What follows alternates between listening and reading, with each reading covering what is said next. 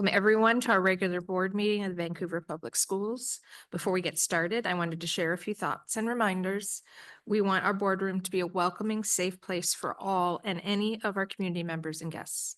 As this is a business meeting, we do expect those in attendance to conduct themselves in a respectful way. We would ask that you do not interrupt the meeting, and if there is an immediate need that you have, such as an audio concern or question, please move to the back and let one of our staff members know. As a reminder, there is a designated space for any video recording and or media. And now we will get started with our business meeting and the items on our agenda. First, the roll call. Director Sproul? Here. Director Smith? Here. Director Barrows? Here. And do we have Director Zavala? Here. Yeah. And I am here. And now we'll have our superintendent's report. Thank you, Director Decker. Welcome to everyone. I know we have a number of people here for the recognition part of the evening, and that will be first on the agenda, so you won't have to stay too long if you don't want to. We do start our meetings, though, with the national anthem. So if you're able and willing, if you could rise. And we are having our anthem performed by the Harney Elementary 4th grade and 5th grade choir via video. So.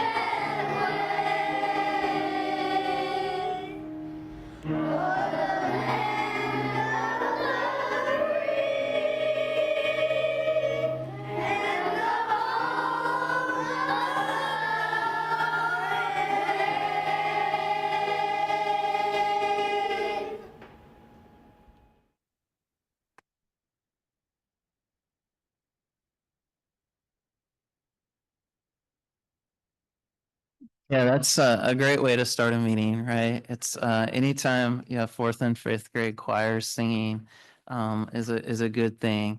I often wonder if when Francis Scott Key wrote that, if he had a vision of elementary schools forever hitting those notes in such a way that would bring smiles to people's faces. So good evening again and welcome. We do also end our meetings with a performance from the same musical group. And so if you're here at the end, you'll hear it. And if you're not and you want to listen to more 4th and 5th grade choir, the YouTube channel with our board meetings has those on there. So it's a wonderful tradition that we have here.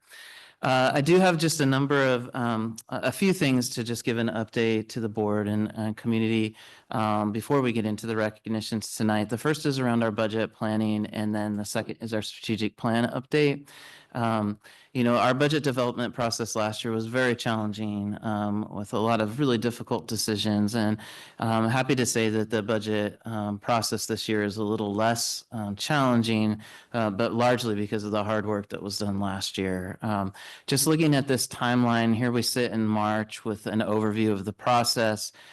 We have some budget committee meetings coming up with the board. We'll give updates throughout the spring in our regular board meetings. We've also noted just the legislative session and some important dates there. Those are all really important factors as the board is trying to do their best to deliver the resources that students and schools need. In May, we'll also have some recommendations for the board based on hopefully where the legislature is at. Hopefully they end on time and we'll have more information about that. And then when we get into the July and August, those are the typical times when the board gets a final chance to look at the budget, the community gets a chance to look at the budget, and then there's a public hearing always in August that previews the board potential action items. So just calling that out. We look at the forecast for this year, and really the big question isn't as much about, this year is how do we continue to respond to the challenging reductions that we experienced last year, and how do we continue to deliver services that our students need. These slides, if you've been a frequenter of board meetings, you've seen very consistent slides, and we'll continue to have similar slides as we move forward. And just looking at some of the big factors that are involved in our budget, that include our staffing costs, other costs like in insurance and things of that nature. Just recognizing that our students continue to have needs that we want to try to meet. And then also another factor is that we continue to graduate really large classes, and our kindergarten classes aren't quite as big. And so we're losing overall enrollment each year. These are just some of the analysis of those variables right now. It's basically at the high level that I gave in the previous slide. We also have open contracts with 3 of our labor groups this spring, and 2 of those are classified, and 1 of those is an administrative group. And just recognize that when we usually do a bargaining process, that costs tend to go up a little bit with that as we try to honor the unique needs of each work group moving forward. And then some variables, obviously, also that we don't know is the legislative impact at the state level, and what they're going to choose to invest in. Lots of uncertainty at the federal level. Some announcements today about the Department of Ed. So just trying to pay attention to that and understand the impact that we could feel here. And then the board over the last several years intentionally drew down the fund balance, which is like the savings account, to try to mitigate the reductions. And so at some point you want to have a savings account in place for things like potential impact of federal funding, right? And so those are things that I know the board's weighing on. And then also we benefited from a robust process where we asked the community what was most important to them through the strategic plan. I know that you use that as a kind of a barometer as we're making budget decisions. And then also we did settle a contract with our Teachers Association, or certificated employees, and just the impacts of that contract and how we staff. Whenever you have a new contract, you're trying to figure out what does that mean and how do we adjust to that as we move forward. So those are pretty important areas of exploration. These are slides that I've consistently showed over the last 2 years. Brett has updated those. You'll notice that it looks like, wow, the state did a lot of great things here, right? This is the percentage of basic ed staff that's funded from the state, and the salary and benefits of each staff member. And look at all the progress we made. Unfortunately, that progress isn't because the state did something. It's because we had to eliminate nearly 250 positions. So it changed the variable in the equation there. And so we still continue to advocate at the state level to try to address the difference between what our community feels like is an important staffing model and what the state's funding. Also in special education, we continue to advocate here for making up some of the gap in the funding. This is the overall, we keep building on this to show the board kind of this deficit that's compounding over time. And we look over the last 6 years, and we used almost $44 million of local levy funds to provide the legally required services for students. And I know that you all morally feel like that's the right thing to do as well. And then the second area is these non-staff costs with utilities, insurance. And again, we're seeing, unfortunately, this bar grow with a deficit here. And so over the last 6 years, 7.1 million in deficit there. So we just continue to kind of track that. And I know it's important data for you as you're making these decisions about the budget. We look at those 6 years trends, that's over $51 million that we're grateful for our local community to support through levy, but those are really state responsibilities. And so how do we continue to advocate at a state level? And it's hitting all of our districts across the state in really challenging ways. As I mentioned, no reduction in force like we did last year. We will try to manage some of that with just retirements, attrition, open positions, and being really thoughtful about our staffing model. And then we'll be looking for a decision from the board in August. So a lot of work between now and then. We've also always included these slides. These are all available online too if people want to access them. Just with some research around our funding in public education and some of the challenges and opportunities with that. And then as people came in this evening, hopefully you had a chance to, if you wanted to, grab a flyer. We do an ongoing strategic plan, progress monitoring here with our new mission around each student and every day. And these flyers are always available for a snapshot of kind of where we're at in the plan. And you can scan and go to that, or they're archived on our website as well. And today we had a cool opportunity to also progress monitor with our community leaders advisory. And so they were at Martin Luther King Elementary to do a site visit where we look at the vision of a graduate and we translate that into what we would expect to see in the classroom. And then we go out and visit the classroom with these community leaders. And then we come back and reflect on it. And I know Director Sproul was a part of that, so she might comment on her board communication later. I think that's it, right? Reader's Digest version. Anybody ever has questions about that, I'm always happy to meet with people, but also knowing a lot of people are here for these awards this evening. So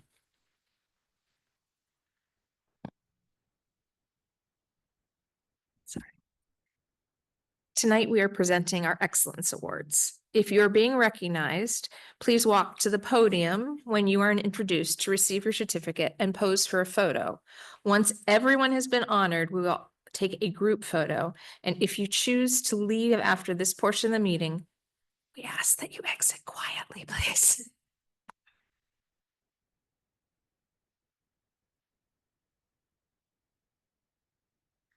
yeah, our Employee Excellence Awards, if anybody's interested in learning more about those awards, there is some spots on the website that you can nominate somebody. And each month we have a committee that reviews our candidates, and these are the folks that were selected from that.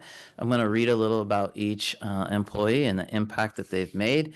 While I do that, I'm going to ask them to come forward and you can clap for them. And, everybody always loves people saying something about them in public, right? But it's a really positive thing, and we just want to honor them here tonight. So our first Employee Excellence Award winner is Mr. Dave Dark.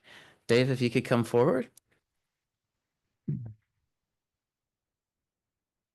So at Eisenhower Elementary, Dave Dark's presence is a constant source of reassurance. As the building operator, he's more than just a caretaker. He's a vital contributor to the school's positive atmosphere. Dave's exceptional dedication is evident in his proactive approach, where he anticipates and addresses potential issues before they disrupt the learning environment. He's a problem solver who ensures everything functions seamlessly, from routine maintenance to complex repairs.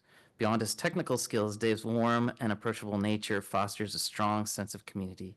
He's always ready to assist, offering a friendly smile and a helping hand to students and staff alike.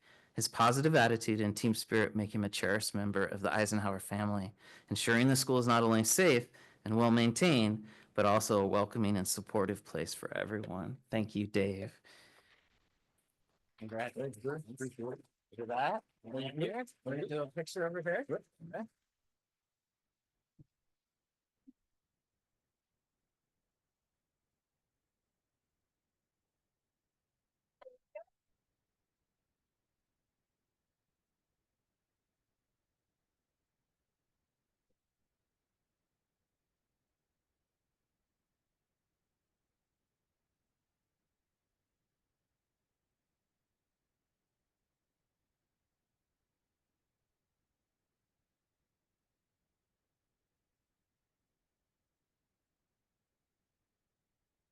Our next award winner is Martha De La Paz Castro. Martha, could you come forward?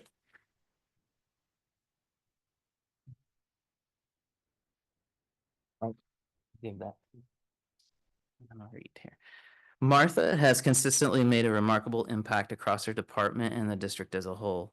Whether she's stepping up with enthusiasm to fill a critical project role expertly and reliably supporting our widely used applications like Parent Square or Parent View, or collaborating seamlessly with other departments to develop innovative solutions, Martha consistently excels. Her clear, friendly, and approachable communication fosters strong, positive relationships, making her not only a wonderful colleague, but also a dependable team member who's always eager to lend a helping hand.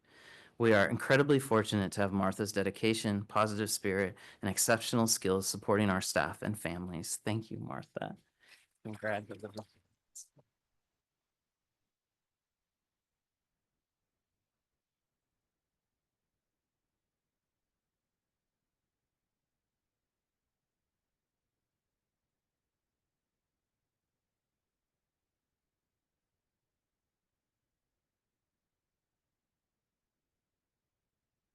Our next award winner is Morgan Kearney.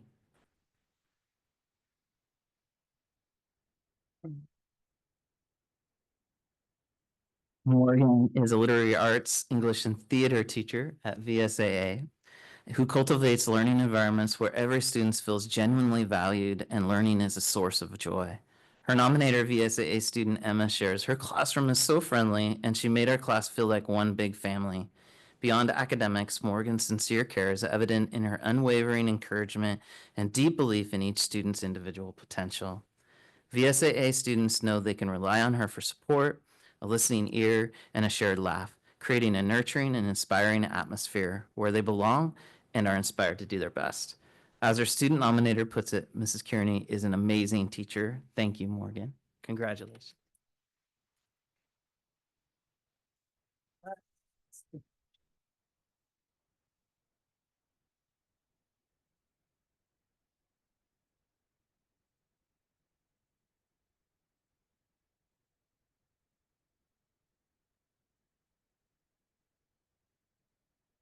Our next award winner is Kathleen Proudfoot.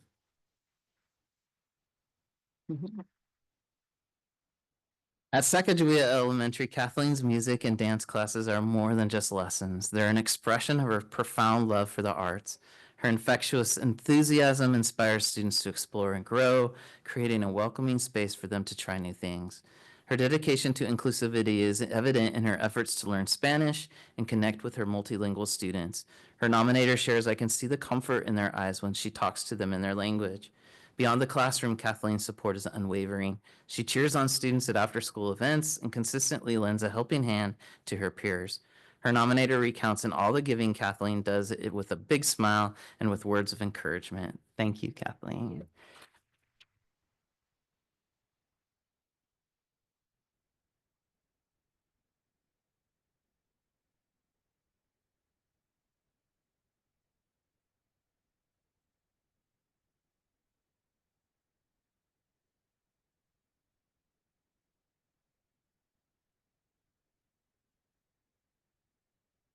And our final Employee Excellence Award winner is Wendy Thompson.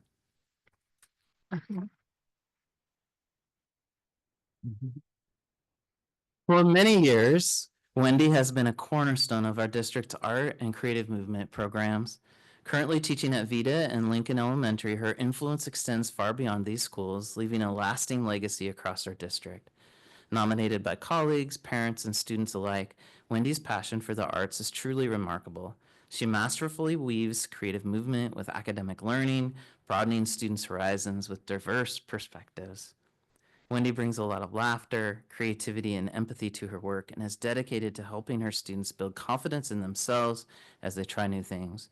As Wendy approaches retirement, we celebrate the immeasurable joy, passion, and dedication she has brought to our schools and community. She has inspired generations of students, fostering a love for movement, inclusivity, and lifelong learning. Thank you, Wendy.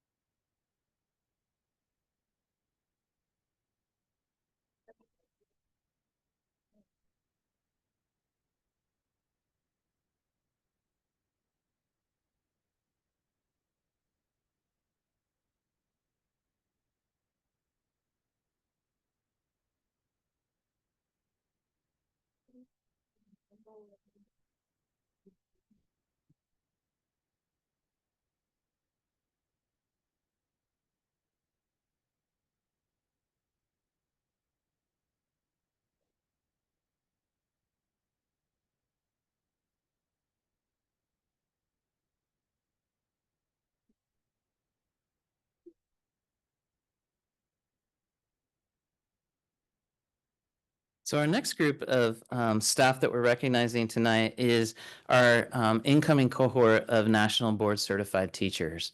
And we just want to extend congratulations to all the teachers that have earned this certification. The certification is one of the most respected professional certifications available in education and provides numerous benefits to teachers, students, and schools. It was designed to help develop, retain, and recognize accomplished teachers and to generate ongoing improvement in schools nationwide. Um, I'm not sure if everyone's able to attend, but I do want to acknowledge each person on the list and all the work that goes into this. They work extremely hard in terms of learning and then kind of certifying their progress as they go and submitting things to it. It's a labor of love and a lot of work. So we just want to acknowledge them today. We have Audrey Abbott from iTech, Catherine Arayan from Ogden, Jamie Beckley from Marshall, Carmen Everingham from Geyser. We have Jennifer Fay from Fort Vancouver, Kayla Hogan from Geyser and Franklin, Elizabeth Janney from Hauk, Brittany Landon from Minnehaha, Allison Liebenbaum from Geyser and Franklin, Carl Lind from Hudson's Bay, and Kayla Richardson from Ogden. If you're here, could you please come forward and could we recognize the whole group?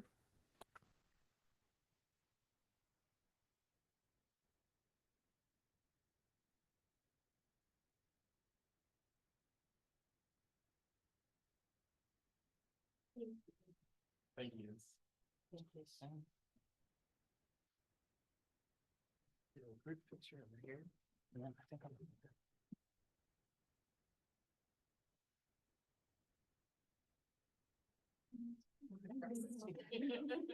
We hope they don't pause the sites for or get by educators. Please write your legislators about that. Yeah, don't worry. I'll write my legislature about a lot of stuff. All right, and 1, 2, 3. And then I have. Yeah, thank you.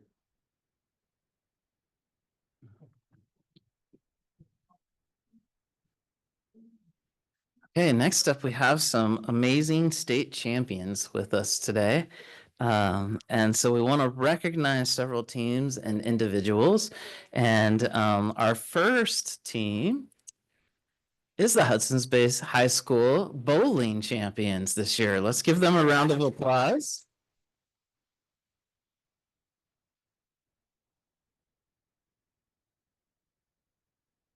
And congratulations to student Sanaya Tyler, who was named the individual state champion, which is amazing. And I'd love if Coach Michelle O'Toole could come forward and tell us a little about the season, and we could bring all the athletes forward to be recognized. So I'll turn it over to you.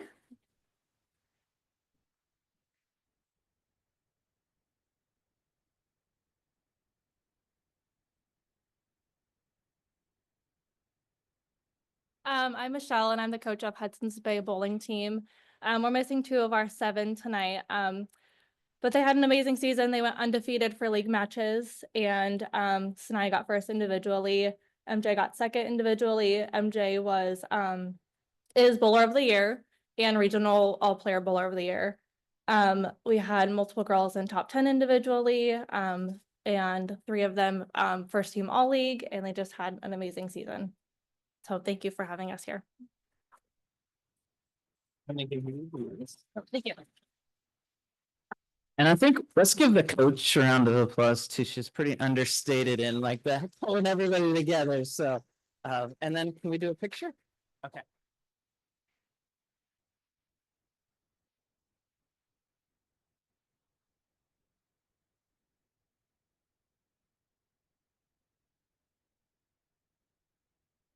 think that'll work. Okay.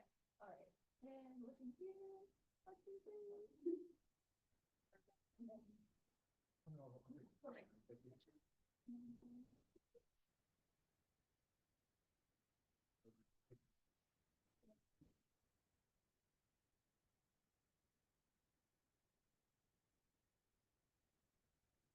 So, bowling is like we are talented in Clark County and Vancouver with bowling because we also have the 4A state bowling championship team of Skyview High School.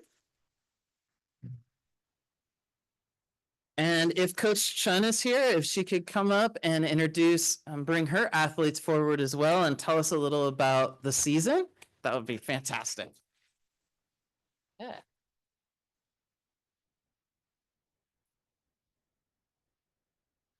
Good afternoon, Dr. Snell, members of the school board, VPS leadership and guests. My name is Tracy Chen and I'm the teacher librarian at Skyview High School and I'm the proud coach of the Skyview Storm 4A 2025 state champions. With me today, I have seniors Addison Case, Kadri Rowland, Kayla Lester, and then I have our freshman Alexandria Pine and our junior Abby Pine. We're missing Avery Henderson, our other senior, Bree Hust, and our other coach, Ron Henderson. As freshmen, 3 members of this team brought home the 2022 state championship. So they were able to bookend their high school career with a state title as freshmen and then again as senior year. These talented bowlers are also multi-sport athletes. In fact, they had to come today from softball and tennis practice. They also play volleyball. They excel in the classroom. I'm incredibly proud of them for just being really well-rounded individuals. They take AP courses and they're involved in the school organizations, including, and I may have forgotten some, but National Honor Society, Medical Club, Key Club, DECA, Red Cross Club, Unified Exercise Science, and Book Club. I am honored to be their coach and I absolutely adore them. We also wanted to say congratulations to Hudson's Bay, our friends from Bay, for their team championship and also to Sanaya for her individual title. We want to give a shout out to Taryn Albrecht from Fort. She won a sportsmanship award, which is a special award given at the state tournament to just 1 or 2 individuals. And then Brooklyn Burnett from River finished 9th at state. So yes, Vancouver Public Schools has a strong tradition and had an excellent year this year at state. And hopefully that will continue next year. I know that Michelle and I have big plans. But also just all of these, the bowlers at Fort, River, Bay, and Skyview, they just are incredible bowlers, but they're really excellent people and human beings. So it's an honor to be coaching with all of them. Thank you again for honoring us today and roll Storm. Also shout out to our wrestlers that are here. They're just incredible human beings. So we had 4 state winners. So right there tells you something. So roll Storm.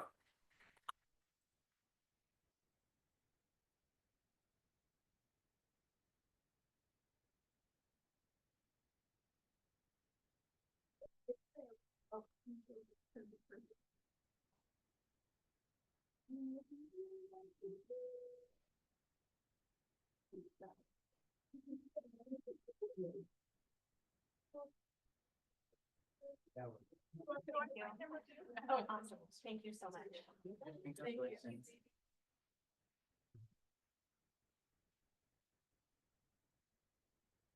And as Coach Chun said, our next group is our wrestlers, and we had 4 individual champions, and I know some of them are here tonight. And we also have Coach Levi Cooper, who's here, I think, to talk a little about the season. But we want to give congratulations to Jonas and Mason DeRoche. I hope I said that right. I'm sorry if I didn't. And JJ Shaneline, and then also Madison Cardens for all winning state championships this year. Some of them repeat. So Coach Cooper, are you here? Yeah, great. And athletes, could you come forward as well?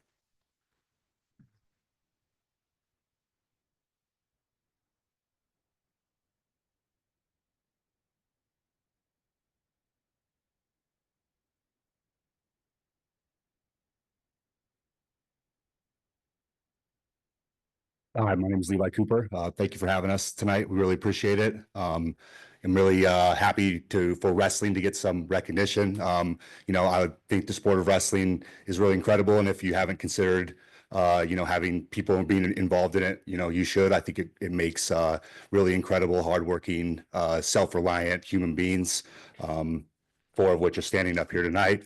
JJ Shaneline here is now a 3-time state champion, only the 2nd one in the history of Clark County. And he's going to be going to Embry-Riddle to study aeronautics and to wrestle at Embry-Riddle next year. Mason and Jonas are now both 2-time state champions going into their junior year. Pretty excited for what they're going to be continuing to do on the mat here these next couple of years. And Madison is only the second state champion for the females in the history of Skyview. Additionally, this group helped to bring home GHSL district title for the first time in Skyview history, and another team trophy, 4th place at the state tournament. So we had an incredible year. And like I said before, wrestling is great. We're very excited to be here and thankful, and just very appreciative too of, sorry about that. It's pretty embarrassing. I got to take out the trash cans. Sorry about that, guys. Anyways, I appreciate you guys' recognition. Sorry for my phone going off, but here's to these 4. Thank you.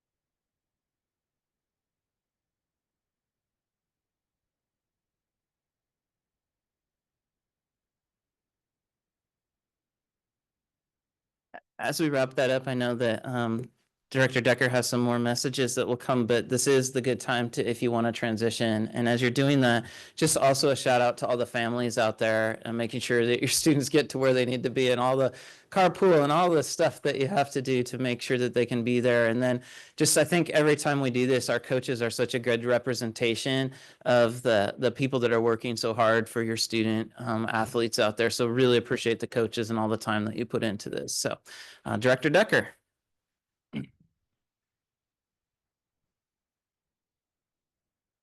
Thank you for being so quiet.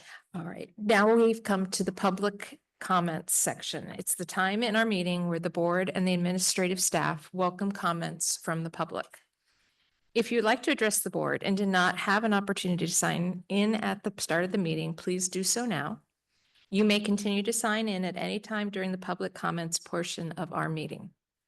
We ask that you approach the podium and state your name and affiliation with the district for our record. You will have 3 minutes to make your comments. When you hear the chime, please conclude your remarks. Please don't make me cut you off. If you have materials or additional comments you would like the board to review, please hand them to the staff at the back of the boardroom. This information will be provided to the superintendent and the board. Because most matters require fact-finding and review, and the state's Open Public Meetings Act restricts deliberation on topics that have not been placed on the publicly noticed agenda in advance, the board does not respond to any public comments made at the time. If follow-up action is necessary, the board will ask the superintendent to work with the administrative staff to consider the information and respond accordingly. As a regular business meeting of the board, we expect everyone in attendance to conduct themselves professionally and courteously during the meeting. Speakers are also expected to be respectful. The board asks that personnel complaints be submitted in writing rather than during the public comment. Please also remember that your words have an impact and that you, not the school district, are responsible for what you say during public comment. We caution all speakers that it is possible that your statements could violate the rights of others under various laws, including laws protecting privacy and laws prohibiting defamation. If you are unsure of the potential legal effect of your remarks, you should seek independent legal advice. In any case, we ask that you help us model for our students what a respectful and inclusive community looks and sounds like. We also ask the audience to refrain from clapping, cheering, or commenting while others give public comments. Whether you're in support or against, we recognize that there are diverse beliefs and feelings across our community. But one thing that we have in common is that we all want to do what is best for our children. We are here today to work towards their future. Disruptive conduct by speakers or the audience may cause the meeting to be adjourned and all audience members to be removed. Finally, the board appreciates, listens, and cares about the broad range of perspectives in our community. We thank you in advance to anyone who provides public comment. And first up, I have Eric Jensen.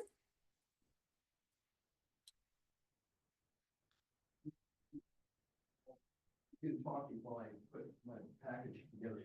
Okay. Take a second, but I'm Eric Jensen. I'm an artist who has an idea to celebrate a native Vancouver person who lived more than 200 years ago. And he was half Indian, his mother died during childbirth, and his father was an administrator of the Hudson Bay Company in Port Vancouver. And he was raised among those high-powered people that ran the Hudson Bay Company operations for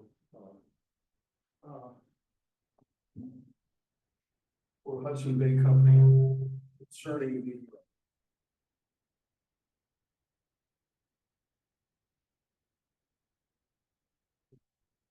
because they knew it was wealthy. And he was a young man with brown skin and a high British accent, and very well educated in the Scottish traditions. But having brown skin, he started feeling the pressure from the arriving people from the West Coast.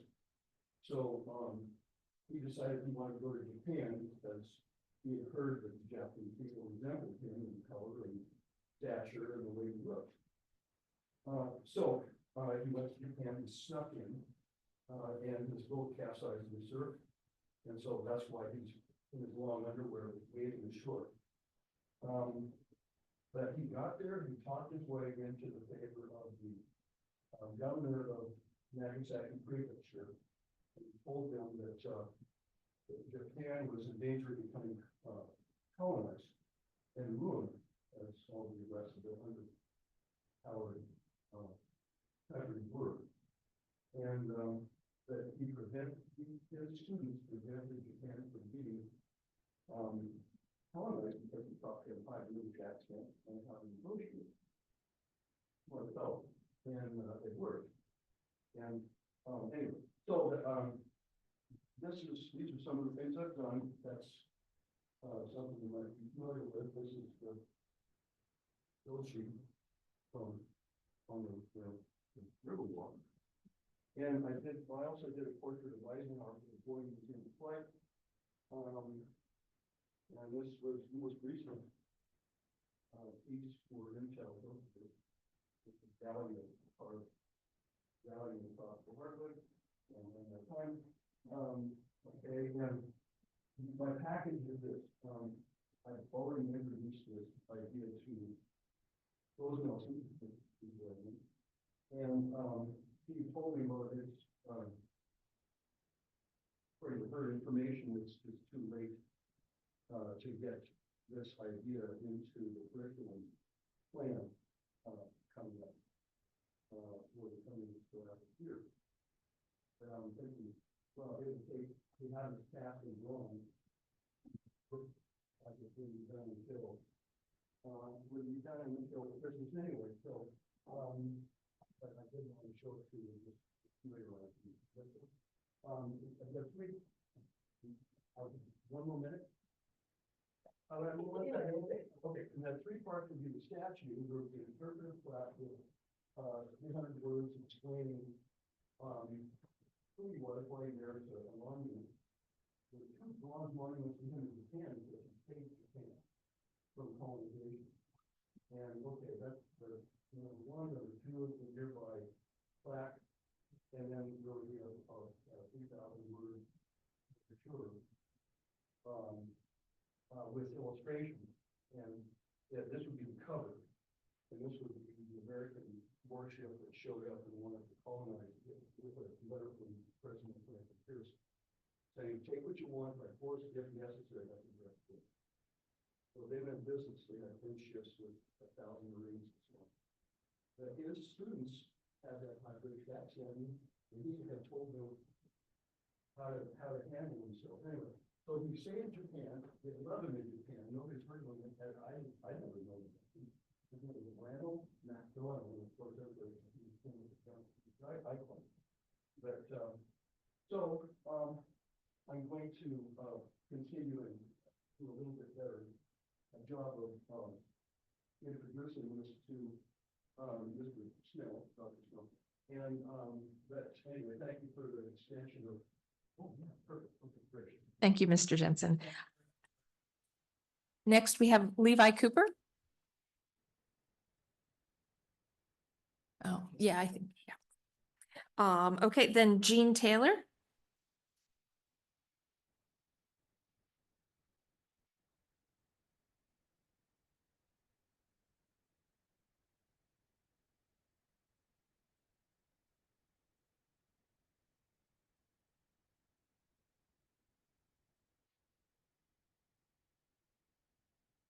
My name is Jean Taylor. I'm currently a member here. We're close to the school, my husband and I. I've talked about the DEI curriculum, and that's my subject again tonight. I recently a quotation from a young man who's gay, and said Christians are haters. And that it saddens me enormously to hear that. I'm a Christian. I've spoken here a few times in reference to the diversity, equity, and inclusivity curriculum, and I do not come in hate. I understand firsthand all that it means to be attracted to the same sex and to feel the condemnation of others because of it.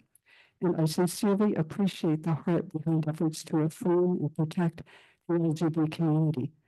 But I say emphatically, affirmation, especially unconditional affirmation, is not love and is not a kindness. It is not love and I don't believe that it's what our children need.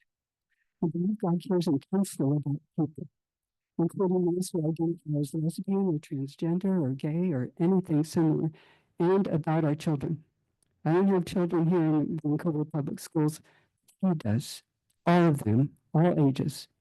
The Bible calls them fearfully and wonderfully made and states clearly that God made them male and female, but for them they're chosen instead of biological gender can derail God's destiny and purpose for each individual life and lead to unforeseen and sometimes extremely difficult circumstances. It's not just my opinion. Right now, sources across the political spectrum in the U.S., several countries in Europe are saying the same thing. But the science backing gender affirming care is just not there. The studies are too unreliable to justify the risks and uncertainties. A number of European countries came to this conclusion earlier. They've closed clinics, greatly reduced access to hormone blockers. In the U.S., there's the LGBT Courage Coalition, a lesbian and gay advocacy group calling for evidence-based medical care for all. There's Benjamin Ryan, a gay man and science writer who covers pediatric gender medicine. And he has heard from a steady stream of parents who support gay rights in general, whose adolescent children identify as transgender, and spilling out their hearts, they express gnawing anxiety over their children's future. They believe they're making life-ruining mistakes. And it's a maladaptive coping mechanism, they think, in their struggle to deal with other psychiatric problems. I would ask then, in light of all of this, in light of all of these questions, and if love does no harm, what harm is there to our children in reconsidering the DEI protocol here of unconditional affirmation? What harm in watchful waiting? Thank you. Next up, John Gerard.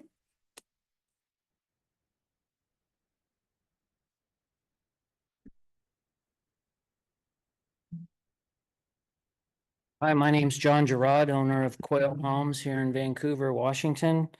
Just wanted to kind of give you an update on what we're working on with the skilled trades. The Hudson's Bay building will be done here in about 45 days. May 2nd, if you guys can come, we saw a lot of good top achievers here. There's many more that aren't that recognized, but on May 2nd, we'll have the construction students, the top achievers at Hudson's Bay with about 40 employers.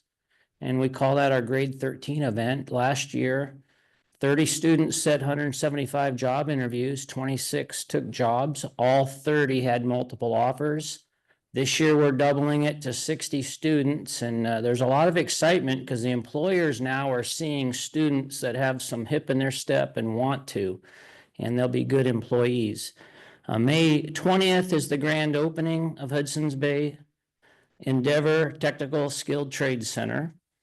Both events will start I'd say 10:30, 11 range. You guys want to put that on your calendar. The Fort Vancouver building, we started last week. That's looking real promising here. We're gonna try and hit a target being done this fall.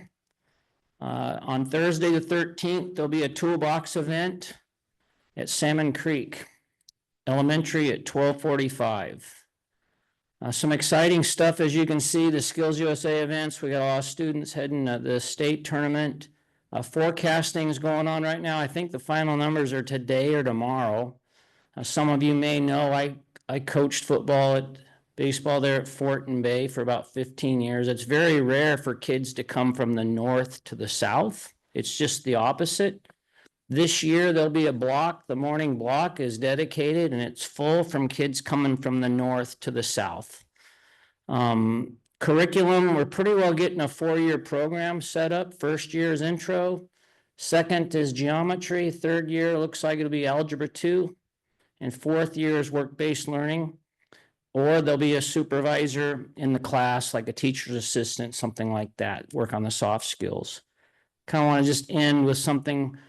Why am I doing all this? Well, I saw what it was like as a coach at those schools for kids kind of dropping off once they graduate. So my goal was to get them employed with job-ready skills. And Saturday morning, I was at Home Depot, and I was getting some cleaning supplies. You go right in the front door, there's the first aisle right there, and I'm getting some stuff. And this kid 2 years ago, he'd been in the construction program, Hudson's Bay, he's a senior. He was the kid that would look at the ground, try and introduce himself, wouldn't move around too much, not much confidence. Hey, Mr. Gerard, how are you? He looked in my eye, shook my hand. I said, well, what are you doing here on Saturday at 8?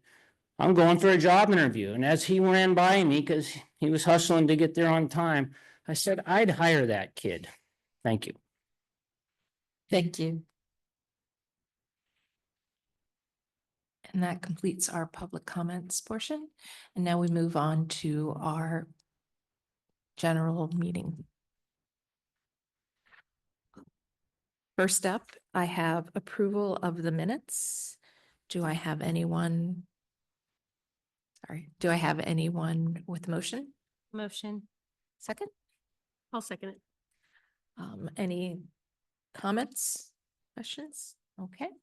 Let's go for a vote. Director Barrows, Approve.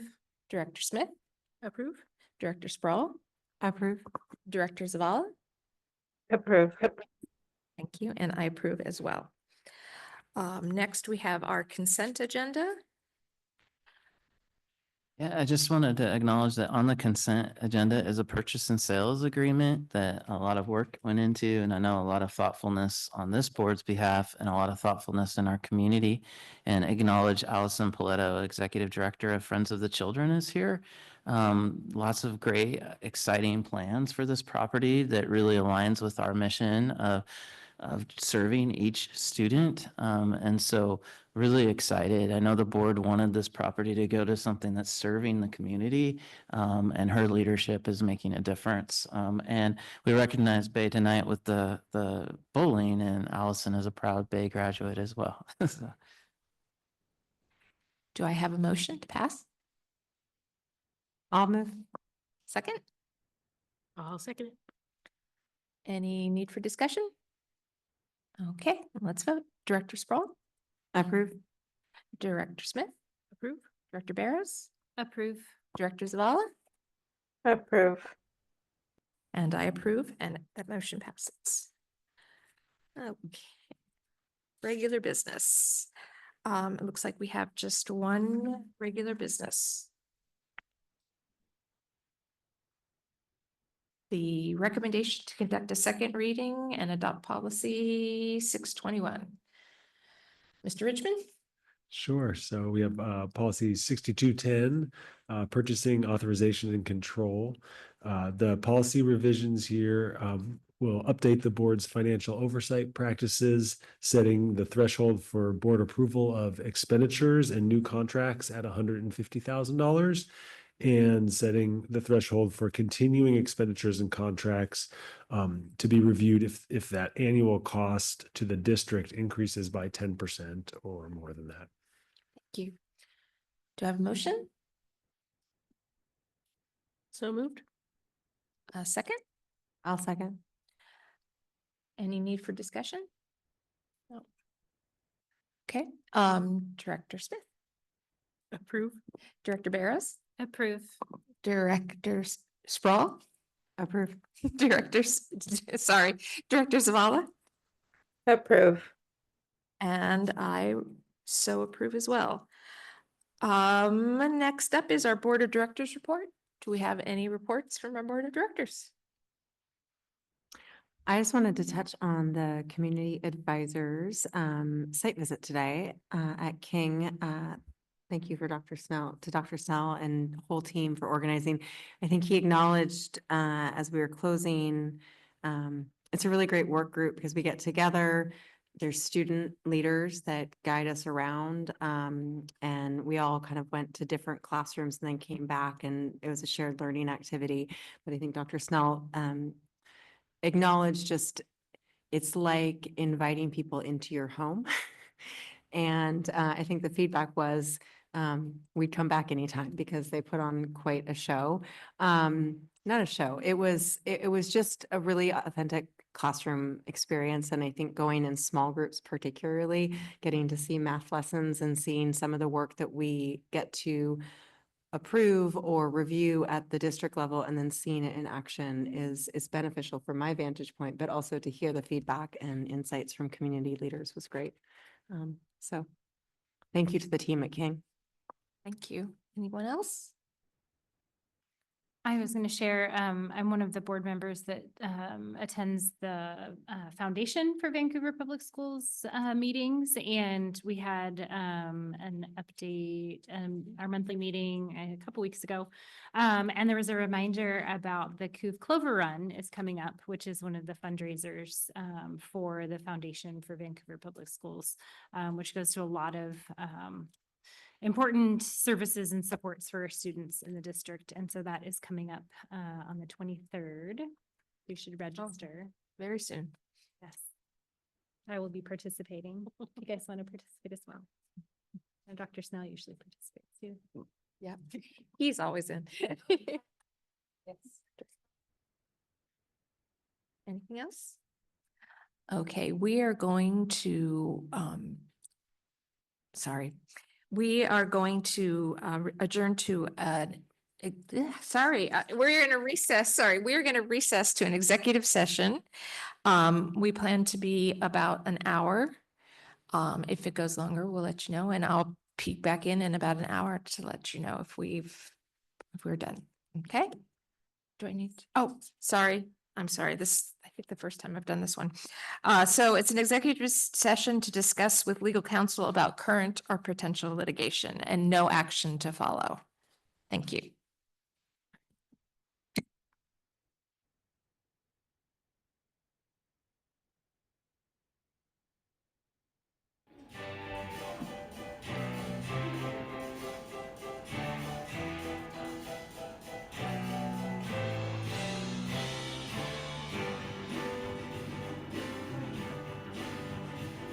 When the race is nearly done, and I feel I can't go on, I know I can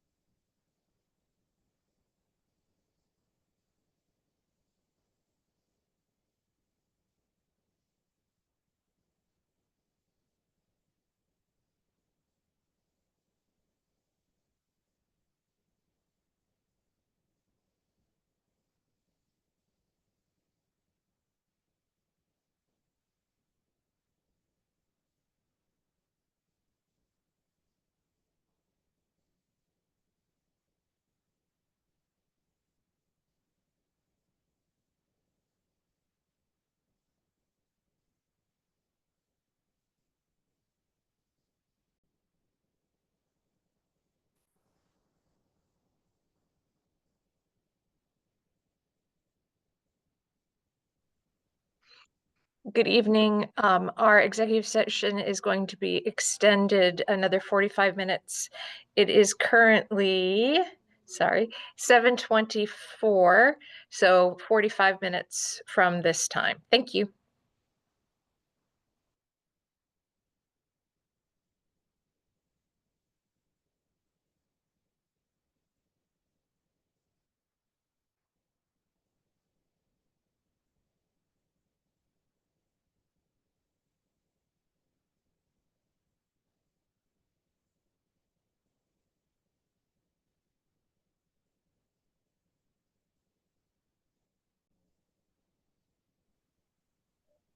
Good evening. It is now 8:11, and we are going to extend our executive session for another 30 minutes, which will put us at 8:41. Thank you.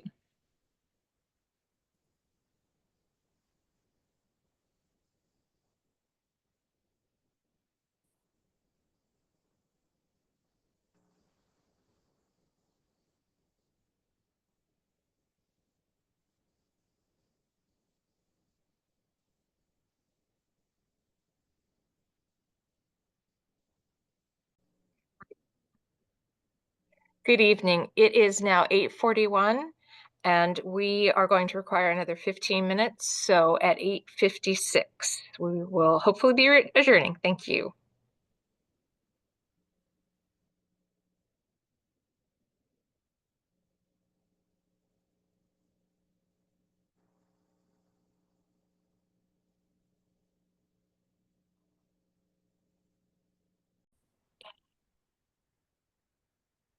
Good evening. It is now 8:56, and our executive meeting is adjourned. Thank you.